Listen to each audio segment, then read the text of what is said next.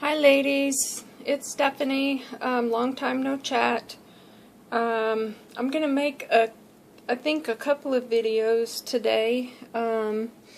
This first one is kind of a twofer.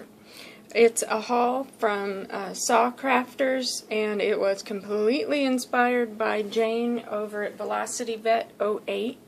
And you guys, she's right now, she's trying to get 2,000 subscribers, and I believe she's at like 30 or 40 away from that right now. So if you guys haven't checked her out, she does amazing work. She does things from mixed media, canvases. She altered this Christmas tree. This is what sparked my purchase from Sa. Jane had one of these Christmas trees. She's on the design team for SaCrafters, and she altered this Christmas tree and just took it to a dimension that I was just completely blown away, and had to order 3 of them myself, especially after she said that Sa was switching over from using plywood to MDF. And that MDF, it feels like and looks like the material that they used to use way back in the day to make clipboards. It's very sturdy. It's not going to warp on you the way plywood can do when it gets wet, whether you paint it or whether you Mod Podge on it. It's not going to lose its form or its shape. It is very sturdy, very substantial, and I absolutely love it. And so when Jane had mentioned that Sa switched over to using MDF, I just had to jump. And actually, I had already placed my order just a few hours before and thought, you know, hopefully my stuff would come in MDF, but I wouldn't have been disappointed at all if it had come in plywood, because everything was just absolutely amazing. But as luck would have it, it did come in plywood, MDF, sorry. And I am so happy about that, so excited, and I know I cannot do the work that Jane did on hers. It just came out so vintage, so fantastic, but I ordered 3 of them because I have a couple of different ideas.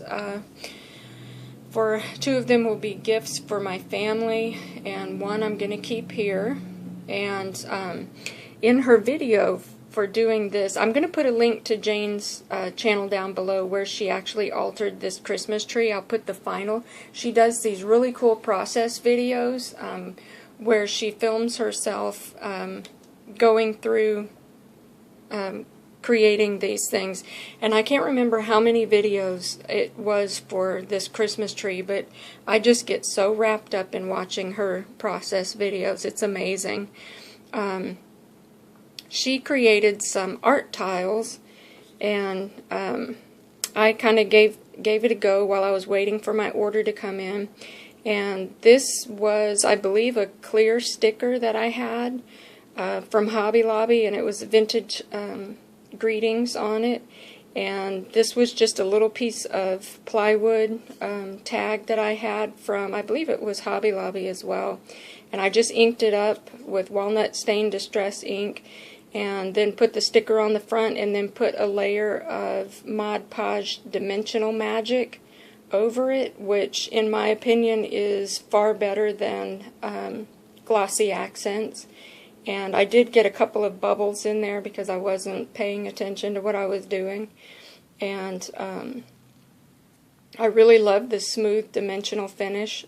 They also have this Mod Podge Dimensional Magic with glitter in it, and it's not, you know, a bunch of chunky glitter. It's just a really fine sparkle to it, and I think I'm going to try that next when I run out of what I have. But Jane made a bunch of art tiles, and here's another one. And oops, I used, this was from the My Mind's Eye Christmas stack. I used a little 6x6 and just cut him out, and this was just a little blank wood piece that was definitely from Hobby Lobby. And I just did the same, stuck him on the front. I actually glued that paper down with Scotch Quick Dry adhesive and then put the Mod Podge Dimensional Magic, and I just sprinkled my own glitter around the edges, and I thought they came out really cute. Here's another one that was from the Vintage Greetings sticker pack. Very, very cool. This was really fun coming up with these. And here's another one that was from an old cane company. I think it was last year's Christmas paper or maybe 2011. And I just cut out the image and used my gold Copic Spica pins, I think that's what they're, and just kind of outlined the rails and the bells on the horses, and added a little glitter to the Dimensional Magic before it dried. And I really like how these tiles came out. And here's one last one. But Jane did a bunch of vintage images that she printed off and that she had. And she also printed on, I believe it was canvas fabric. And it was really cool. And that was also in the video. I'm going to link you to for that Christmas thingy there.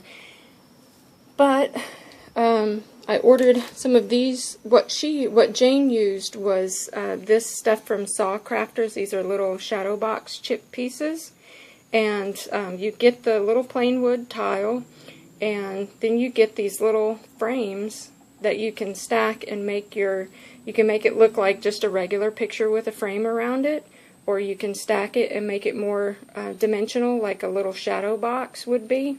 And you can put however many of these little frames you want to on it. And Jane just really, I mean, most of the stuff I bought was because of her. Thanks a lot, Jane. No, I'm just kidding. I'm going to have so much fun with this. And I am not a steampunk person by any means, but when I saw Jane using this is also from SaCrafters. You get 2 in a package, and they come like this. I apologize for the glare. I ordered 2 packages of them because Jane used some kind of colored glittering molding paste, and it looked really cool. She used a stencil with it and just completely changed the dynamic of this little chip piece. Just took it to levels that I would have, you know, been stuck trying to think, okay, what do I do? Do I ink it up? Do I just paint it? You know, but she did something completely different, and it was really awesome, so I had to order some. And then I saw these real cute little wood piece houses that I wanted to order, so I picked up some of those. And, oops, these little mini shadow boxes, how cute are these? And this one is made from MDF, which is really, really cool. I was surprised because, you know, these smaller pieces, I really don't think they have to come, you know, made of MDF. Plywood is just fine, but I was really happy that this one was MDF. And what you get is layers for the frame, so you can make it as deep as you want to, or as shallow.